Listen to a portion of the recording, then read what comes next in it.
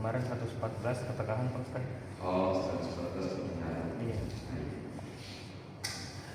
A'udzu billahi minasyaitonir rajim. Bismillahirrahmanirrahim. Wa man adlam mimman mana'a masajidallahi an yuzkara fiha ismuhu wa sa'a fi kharabiha. Ulaika ma kana lahum an yadkhuluha illa khaifin. Lahum fid dunya khizyun wa lahum fil akhirati 'adzabun 'adzim. Walillahil masyriqu wal maghrib, fa aynama tuwallu fathamma wajhullah, innallaha wasi'un 'alim. Bismillahirrahmanirrahim. Ulaika, mereka itu, mereka yakni orang-orang yang mencegah seseorang untuk datang ke masjid atau mencegah seseorang supaya masjid tidak dilaksanakan ibadah di dalamnya. Kemarin sudah dijelaskan bahwa Allah mimman mana'a masajidallahi an yuzkara fiha ismuhu wa sa'a fi kharabiha. Orang yang paling zalim adalah orang yang mencegah orang lain untuk berzikir pada Allah, untuk melaksanakan sholat di masjid, dan juga berusaha untuk menghancurkannya. Itu orang yang paling zalim. Ini mereka orang-orang kafir, orang kafir yang berusaha untuk menghancurkan masjid dan juga menghalangi seseorang untuk melaksanakan sholat di dalamnya. Ulaika ma kana lahum an yadkhuluha illa khaifin. Mereka itulah orang-orang yang tidak patut untuk memasuki masjid terkecuali dalam keadaan takut. Karena apa? Karena benar-benar orang Islam sudah menguasai perjuangan, sehingga ketika sudah masuk masjid mereka gemeteran karena wibawa Islam yang luar biasa. Ai akhifu bil jihad. Maksud dari ayat ini, buatlah mereka merasa takut bil jihad, dengan jihad. Fala yadkhuluha ahadun aminan, sehingga tidak ada seseorang yang masuk masjid dalam keadaan aman. Dari ayat ini banyak ulama yang mengharamkan orang non-muslim untuk masuk masjid. Banyak yang mengharamkan. Tetapi beberapa ulama-ulama empat mazhab ini berbeda pendapat mengenai hukum orang non-muslim masuk masjid. Pertama, ada yang mengharamkan secara mutlak. Jadi haram secara total. Pokoknya muslim tidak boleh masuk masjid, termasuk misalkan dia kerja bakti, ya sudah dia di luar aja. Tapi pendapat ini diikuti oleh sedikit ulama. Keempat ulama ini semuanya bersepakat mengharamkan orang kafir untuk masuk masjid, tapi tapi di Masjidil Haram dan Masjid Nabawi. Karena memang Masjidil Haram dan Masjid Nabawi ada di tanah haram. Kalau tanah haram masuk ke wilayah sini nggak boleh, apalagi sampai masuk Masjidil Haram dan Masjid Nabawi. Sehingga di Arab Saudi itu ibu kotanya di mana Pak? Di Riyadh. Ibu kotanya di Riyadh. Jadi apa di Jeddah? Riyadh. Pokoknya di luar tanah haram, supaya orang-orang luar yang non Muslim bisa masuk ke Saudi. Kalau ibu kotanya di Mekah ya nggak bisa masuk ya, karena Mekah itu termasuk tanah haram. Akan bapak-bapak nggak boleh ambil, misalkan berangkat umroh ke sana ambil batunya buat oleh-oleh, buat jimat, ambil batu di sana di Arab, di Mekah itu nggak boleh, harus dibalikin. Kalau nyampe Indonesia nggak balikinnya gimana itu? Ada orang mau berangkat umroh harus ini saya harus ini. Biasanya kejadiannya ada aja, ada yang ambil batu di sana. Kan ada batu cakep ini, kayaknya bisa bikin batu akik nih. Kalau kesini nggak boleh, haram hukumnya. Jadi membawa tanah sana juga tidak diperbolehkan, maksud batuannya nggak boleh. Bagaimana kalau misalkan bawa rumput-rumputannya, ya nggak masalah. Misalkan obat, nggak masalah. Yang sudah bisa dikonsumsi, misalkan masuk kurmanya, nggak masalah. Kecuali kalau bapak nyabut rumput dalam keadaan ihram juga boleh, haram. Nyabut rumput dalam keadaan dilarang bagi memakai baju ihram, kalau keadaan ihram tidak boleh. Kalau ihramnya sudah selesai, nggak masalah. Atau ambil bulu darah, kayaknya digoreng enak ini, bulu darah banyak tuh, ambil bulu darah dalam keadaan ihram ya boleh, haram. Dia selama ini kayaknya nggak ada berani sekali juga. Ihram juga, aku kualat tadi ya. Bulu darah banyak banget. Nah di sini dijual dengan mahal-mahal juga, karena iya. Jadi ini adalah kalam atau ucapan yang bersifat perintah, tetapi maksudnya adalah perintah. Akhifuhum bil jihad, fala yatuha ahadun. Buatlah mereka merasa takut dengan jihad sehingga tidak ada seseorang yang bisa memasuki masjid dalam keadaan aman. Jadi kalau masuk orang kafir masuk Masjidil Haram, masuk Masjid Nabawi, ini haram. Bagaimana dengan memasuki masjid selain dua masjid ini? Nah, para ulama berbeda pendapat. Menurut Imam Malik itu mengatakan bahwa termasuk diambil oleh Imam Syafi'i, boleh memasuki masjid asal dengan keridhaan. Jadi misalkan masuk masjid yang ngumpet-ngumpet, kan nggak tahu pengurus ini memperbolehkan atau tidak, itu sangat haram, tidak diperbolehkan. Jadi masuk masjid diperbolehkan asal ada persetujuan dari, ya kalau sekarang dari TKM lah, jadi nggak masalah. Misalkan ada orang Jepang ingin membangun masjid, keliling dulu sini, ingin lihat-lihat apa yang kurang, itu nggak masalah, asal dengan persetujuan dari PKI. Ada yang memperbolehkan, Imam Abu Hanifah, terutama Abu Hanifah itu memperbolehkan secara mutlak. Jadi mau izin mau enggak maunya masuk masjid ya diperbolehkan bagi dia. Yang penting nggak nyolong kotak amal ya. Kalau nyolong kotak amal jangankan yang muslim, yang muslim juga tetap haram. Ya. Pernah hilang di sini kotak amal. Dan dosanya double itu. Ya, nyurinya haram, nyurinya fit masjid lagi itu lebih haram lagi. Apalagi masjidnya katanya sediaan haramnya udah pangkat 3. Lahum fid dunya khizyun wa lahum fil akhirati 'adzabun 'adzim. Lahum bagi mereka fid dunya, di dalam dunia khizyun. Mereka mereka mendapatkan kehinaan bil qatli karena mereka akan diperangi oleh orang-orang muslim, wasabyi dan juga mendapatkan olok-olok, wal jizyati dan membayar upeti. Membayar upeti, misalkan ada orang non-muslim atau negara kafir tetapi di bawah pemerintahan muslim itu harus bayar upeti, harus bayar jizyah namanya, harus bayar jizyah.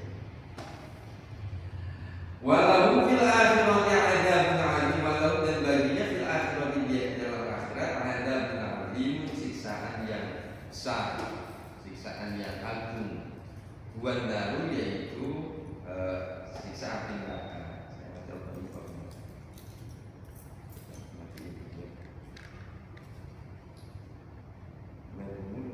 Takut nasinya ini.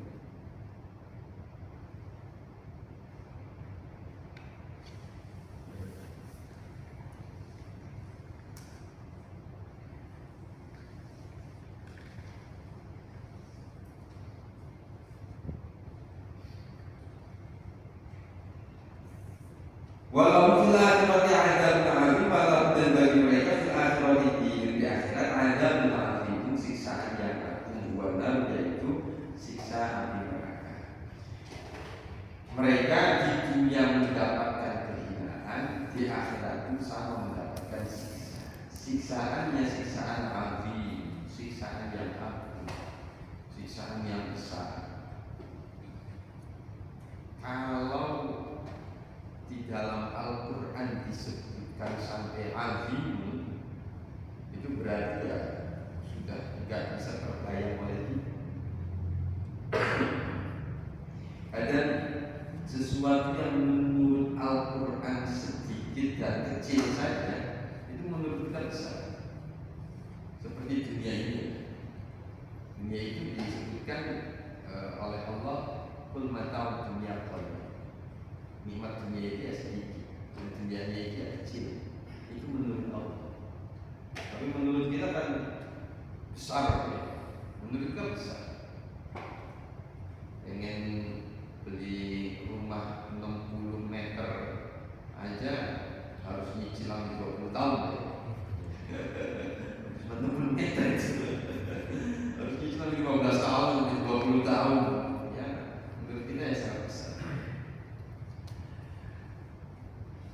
Tapi menurut kita ya sangat besar, padahal menurut Allah kecil. Apalagi sesuatu yang menurut Allah besar, sesuatu yang menurut Allah berat. Dan siksa akhirat, siksa nanti di hari kiamat di neraka, menurut Allah itu walau ma'adzabun adzim, mereka mendapatkan siksaan yang berat, sehingga beratnya itu sudah di luar otak kita. Siksaan yang paling kejam di dunia itu belum ada apa-apa dibandingkan dengan siksaan nanti di neraka. Ketika ada orang misalkan gosong badannya, kullama nadijat juluduhum badalnahum juludan ghairaha yadzuqul adzab. Ketika sudah gosong, kulitnya itu sudah mengelupas, maka akan diganti lagi dan muncul kulit yang baru. Gak ada istilah di neraka itu orang masuk ke neraka sudah baal, jadi gak rasa sakit lagi, enggak. Kalau di dunia mungkin ada orang biasa menerima rasa sakit itu sudah hilang, karena sudah baal rasanya ya. Jadi di neraka itu nggak ada istilah begitu. Setiap kali kulitnya mengelupas, ditimbulkan lagi kulit yang baru, supaya benar-benar merasakan siksaan yang luar biasa itu di dalam neraka. Ya, gak usah pengen masuk neraka ya, pengen pengalaman atau apa, gak usah. Walillahil masyriq wal maghrib fa aynama tuwallu fa thamma wajhullah innallaha wasi'un alim. Wa nazala, dan ayat ini turun lama ta'ana ketika mengecam al-Yahudi orang Yahudi fi naskhil qiblat, di dalam menghapus kiblat. dulu Nabi Muhammad itu begitu hijrah ke Madinah, apa yang dilakukan Nabi? Sholat menghadap ke Baitul Maqdis. Ini sholatnya menghadap ke Baitul Maqdis, tidak menghadap ke Ka'bah. Ini karena perintah Allah seperti itu. Menghadap Baitul Maqdis kurang lebihnya 18 bulan. 18 bulan itu lumayannya setahun setengah ya, kurang lebihnya setahun lebih. 18 bulan Rasulullah sholat menghadap ke Baitul Maqdis. Nabi itu sering lihatin langit, sesekali memandang ke arah selatan, karena Madinah itu posisinya di sebelah utara, sebelah utaranya Mekah. Jadi kalau sholat ya mendengarnya harus selatan. Itu di Madinah. Jadi Nabi sering kali Anda melihat ke atas, melihat ke selatan. Qad nara taqalluba wajhika fis sama. Kata Allah, saya mengetahui engkau suka menghadapkan mukamu ke atas. Mulai saat ini setelah 18 bulan kemudian Rasulullah disuruh oleh Allah untuk menghadap ke kiblat, ke Ka'bah, hanya menghadap ke Baitul Maqdis selama 18 bulan. Au fi sholatin nafilati ala rahilati fis safar, atau ayat ini turun dalam sholat nafilah dalam perjalanan, sholat sunnah dalam perjalanan di atas kendaraan. Jadi kalau bapak-bapak misalkan sudah terbiasa sholat sunnah, kemudian ternyata waktu sholat sunnah itu pas berbarengan sedang ada di jalan, maka boleh sholatnya itu di atas kendaraan dan tidak menghadap ke kiblat. Misalkan bapak-bapak kayaknya sangat jarang meninggalkan sholat duha, habis subuh berangkat pengen ke Surabaya. Ke Surabaya kan sebelah wetan, kiblatnya ngadep mulon, kiblatnya ke barat. Atau naik kereta, begitu biasa sholat duha jam 8. Sholat duha sudah langsung ya Allah Akbar, sambil duduk nggak masalah, dengan tidak menghadap kiblat, asal sholatnya ini sholat sunnah. Kalau sholat wajib nggak boleh. Kalau sholat wajib harus untuk menghadap kiblat. Wajib, kalau sholat wajib menghadap kiblat. Tapi kalau sholat sunnah boleh di perjalanan, di atas kendaraan, sholat dengan tidak menghadap ke kiblat. Walillahil masyriq wal maghrib. Walillahi, dan bagi Allah, al masyriq arah timur, wal maghrib dan arah barat. Ail ardu kulluha, semua bumi semuanya itu milik Allah Ta'ala. Baik arah timur, arah barat, arah selatan, arah utara, semuanya milik Allah Ta'ala.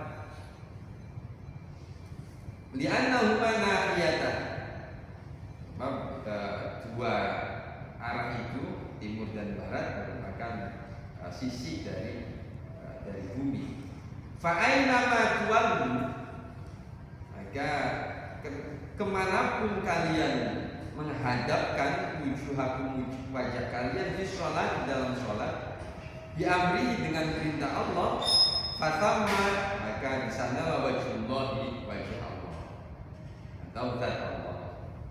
Ayat kiblat allati radiyaha, itu adalah merupakan kiblatnya Allah, allati radiyaha, yang Allah ridhoi. Dimanapun kalian menghadapkan wajah kalian, asal mendapatkan perintah dari Allah, ya disitulah kiblatnya, disitulah wajah Allah yang diridhoi oleh Allah. Dan kiblat kita ya Ka'bah. Bagi orang yang dekat itu harus lurus dengan Ka'bah. Nah, ada yang orang Indonesia di sana sholatnya ketinggalan, sholatnya akhirnya sholatnya di hotel. Hanya maklumnya di sini arah baratnya kemana ya? Nah ini arah baratnya kemana? Padahal sudah di Solo ya, itu yang lihat Ka'bahnya di mana maksudnya? Ya di situ. kiblatnya. Masih tanya barat aja. Kalau Ka'bahnya dari sebelah utara ya berarti harus ke utara. Namanya baratnya kemana? Ada yang seperti itu. Dan saya selalu misalnya dia muter kan, ya harus kalau mau muter tadi harus yakin lurus pas saja. Tapi bagi kita yang jauh, yang penting arah kiblat atau jihadul Ka'bah, arah Ka'bah, sekalipun tidak persis, maka ya boleh bagi kita yang melenceng dikit mah nggak masalah. Bukan berarti ini kalau nggak melenceng pas itu bisa lurusnya ke Manchester nanti. Ke apa itu? Ininya stadion bolanya namanya apa? Oxford apa itu? Ngadepnya ke sana, Manchester United. Dan nggak seperti itu, yang melenceng dikit wajar. Ya, tidak harus lurus pasnya, sebelum juga bisa lurus. Oleh karena itu Allah itu membuat matahari ada di satu tahun itu matahari lurus pas berada di atas Ka'bah. Jadi itu adalah waktu di mana kita bisa mengukur arah kiblat dengan pas. Dan istilahnya Bapak cari di kalender itu tanggal berapa. Dan itu tidak pernah berubah. Tanggal yang sama setiap tahun. Kalau nggak salah di bulan Maret, kalau nggak salah bulan Maret atau bulan April itu di tanggal itu tanggal 12 atau tanggal berapa itu matahari ketika jam 5 di sana itu berarti masih di siang hari, itu matahari pas berada di atas Ka'bah, sehingga kita tinggal pakai alat saja, bayang-bayang, ikutlah bayang-bayang itu. Jadi tinggal ikut bayang-bayang itu. Maka itulah apa cari di Google tanggal berapa matahari pas berada di atas Ka'bah. Dan jam berapa? Biasanya di sini jam 4:30 atau jam 5. Ada batas waktunya, setengah jam atau 10 menit. Enggak ada batas waktunya. Atau di sini udah libur belum? Udah. Alhamdulillah, apalagi ada di samping itu juga ada ilmu namanya ilmu falak. Lifa aina ma tuwallu wujuhakum fatamma wajhullah. Dimana kalian menghadapkan wajah kalian, maka disitulah wajah Allah. Sehingga dari ayat ini sholat sunnah diperbolehkan untuk tidak menghadap kiblat ketika berada dalam perjalanan dan di atas kendaraan. Bapak misalkan di motor boleh pas sholat sunnah ya, sambil ini kan nanti sujudnya di atas ini di atas totoknya itu tahu-tahu nabrak aja. Sholat tidak menghadap kiblat itu satu, pertama sholat di atas kendaraan tapi sholat sunnah. Yang kedua adalah sholat fi syiddatil khauf, sholat dalam keadaan peperangan atau syiddatul khauf, itu sudah sangat mencekam, musuhnya itu sudah berhadapan. Kalau masih jauh masih harus menghadap kiblat. Itu sholat di mana diperbolehkan untuk tidak menghadap kiblat. Demikian juga dalam keadaan bencana. Bapak misalkan sholat Allahu Akbar, kemudian bumbunya goyang, tambah kenceng ini, udah diduga bangunan bakal roboh, lebih baik langsung keluar. Nanti sholatnya terusin keluar. Nah masalah saat itu nggak menghadap kiblat. Di luar dua hal ini atau tiga hal ini, itu sholat harus menghadap kiblat dari awal sampai akhir, dari takbiratul ihram sampai salam. Itu semuanya harus menghadap kiblat, termasuk dalam keadaan salam. Maka bapak-bapak ketika salam itu nggak boleh dadanya itu nengok. Misalkan salam, assalamualaikum, sambil minum boyok biar bunyi assalamualaikum warahmatullahi wabarakatuh. Itu jadi hak sah sholatnya. Karena ada bagian sholat yang tidak menghadapkan dadanya ke kiblat. Ya, jadi kalau salam cukup kepalanya saja. Assalamualaikum warahmatullahi wabarakatuh. Sampai pipinya kelihatan sama orang belakang. Ini nggak boleh, ini goyang. Assalamualaikum warahmatullahi wabarakatuh. Nanti sholatnya nggak sah karena ada bagian sholat yang tidak menghadap kiblat. Sholat dari awal sampai akhir itu harus menghadap kiblat. Pak, bagaimana misalkan sholat wajib di perjalanan tidak memungkinkan untuk menghadap kiblat? Ini bagaimana? Kayak misalkan sholatnya itu di pesawat, itu gimana? Enggak, ketika sholat di pesawat, saya lebih memilih sholat di hormatillah, hanya untuk hormatillah saja. Ini sholat kayak biasa ya. Nah, nanti begitu sudah turun ada kesempatan untuk sholat, ya saya sholat.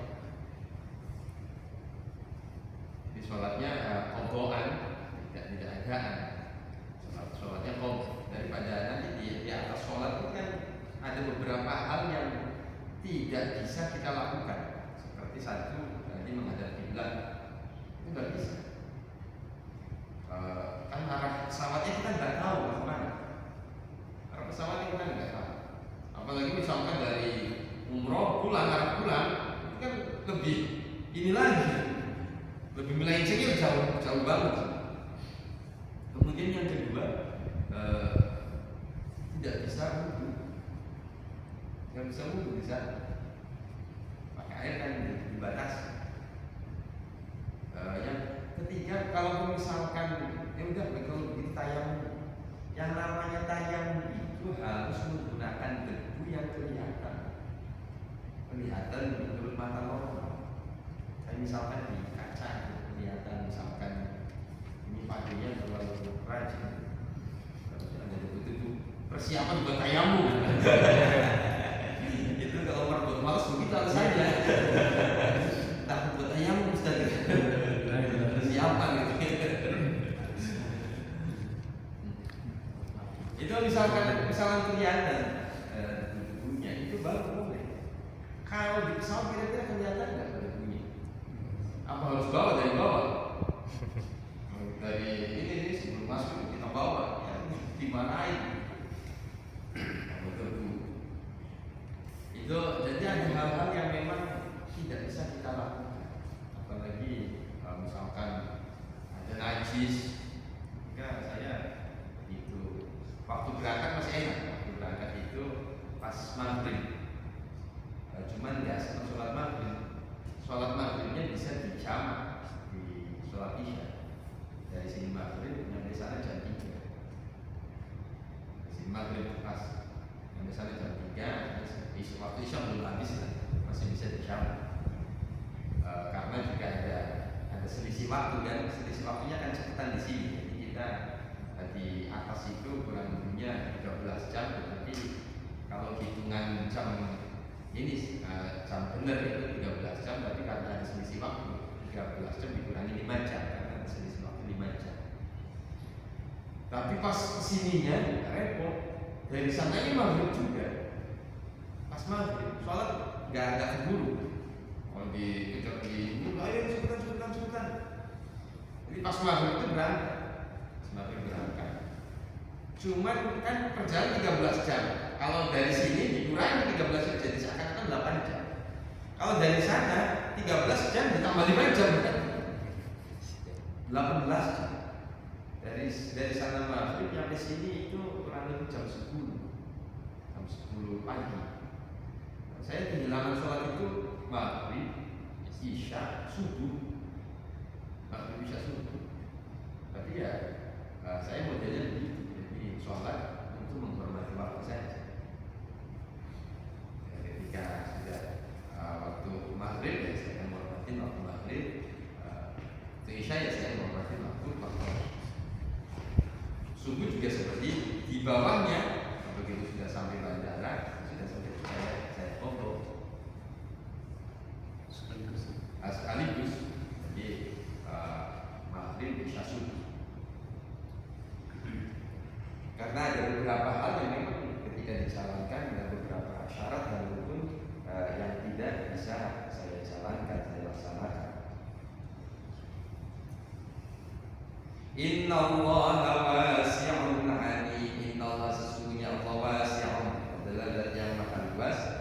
yasa'u meliputi fadluhu, anugerah Allah kulla syai'in terhadap segala sesuatu.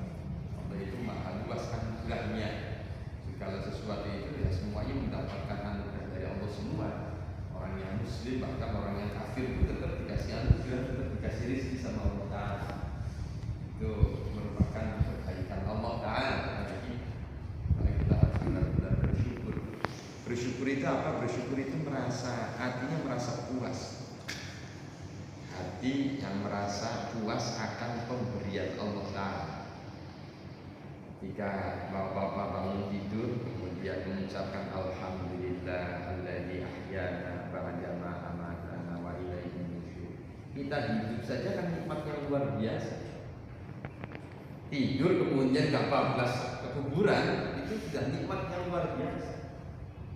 Begitu bangun tidur udah alhamdulillah masih di dunia, masih ada kesempatan untuk berbuat baik. Kemudian mengucapkan langsung alhamdulillah.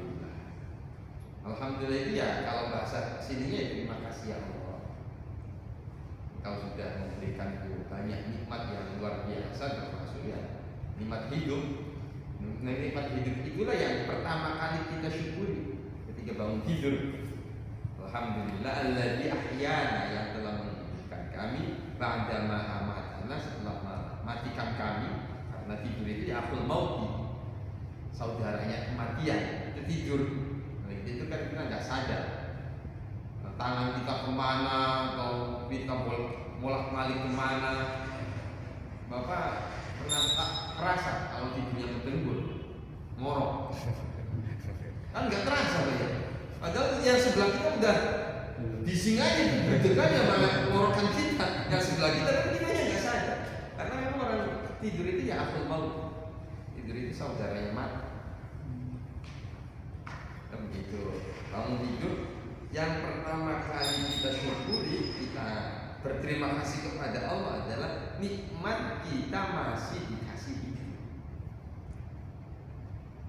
Hidup ini nikmat yang luar biasa. Dengan hidup ini kita bisa punya kesempatan untuk berbuat baik yang lebih baik.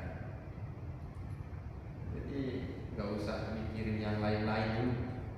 Kita plongin dulu supaya hati kita merasa adem, perasaan resah, gelisah sudah dihilangin dulu. Jika bangun tidur, kita terima kasih terlebih dahulu kepada Allah akan nikmat Allah telah memberikan kita kehidupan. Wa ilaihi nusyur, dan nanti juga suatu saat kita akan kembali kepada Allah Subhanahu wa Ta'ala. Jadi kalau kita bisa mensyukuri nikmat itu sudah enak. Bangun tidur itu sudah seger karena kita sudah terima kasih ya Allah, ternyata saya masih hidup. Engkau masih memberikan saya nafas, Engkau masih memberikan saya kaki yang bisa berjalan, tangan yang masih bisa berfungsi, kehidupan yang masih dalam keadaan sempurna. Terima kasih, benar-benar terima kasih. Terima kasih yang benar-benar kita rasakan. Maka sekarang baca doanya itu jangan cuma sekedar bacaan lidah saja, tapi bacaan yang sampai kita rasakan. Itu akan menjadi energi yang luar biasa. Kalau kita baca doa sampai kita rasakan, akan menjadi energi bagi kita yang luar biasa. Dan paling kita akan tumbuh ketenangan dalam hati kita, jiwa yang sangat tenang. Tapi ya intinya itu, kita harus benar-benar merasakan nikmat Allah itu. Kalau sudah sampai merasakan, baru kita akan mendapatkan ayat la in syakartum la azidannakum. Kalau kita benar-benar berterima kasih kepada Allah dan merasakan kenikmatan Allah yang luar biasa itu, sudah pasti akan ditambahin sama Allah. Bahkan menjadi magnet, dirinya kita menjadi magnet buat anugerah Allah. Anugerah Allah itu kan berlimpah, berlimpah. Syaratnya cuma satu sebenarnya. Dari ayat ini syaratnya ini, la in syakartum, kalau kalian bisa bersyukur.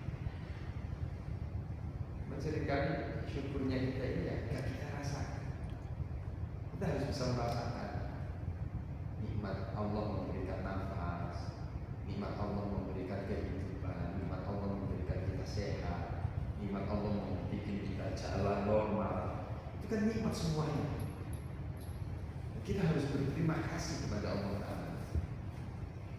Kalau benar-benar kita rasakan terima kasih, benar-benar dari lubuk hati yang paling dalam, dan kita sudah merasakan nikmat yang luar biasa dari pemberian Allah, ya, kita akan mendapatkan ayat ini, aisyakartum la'azidan. Ini gak usah kepikiran rezeki kayaknya lagi tak datang sama kita, berarti syukurnya ya. Ini janji Allah. Yang mau percaya itu siapa kalau bukan kita?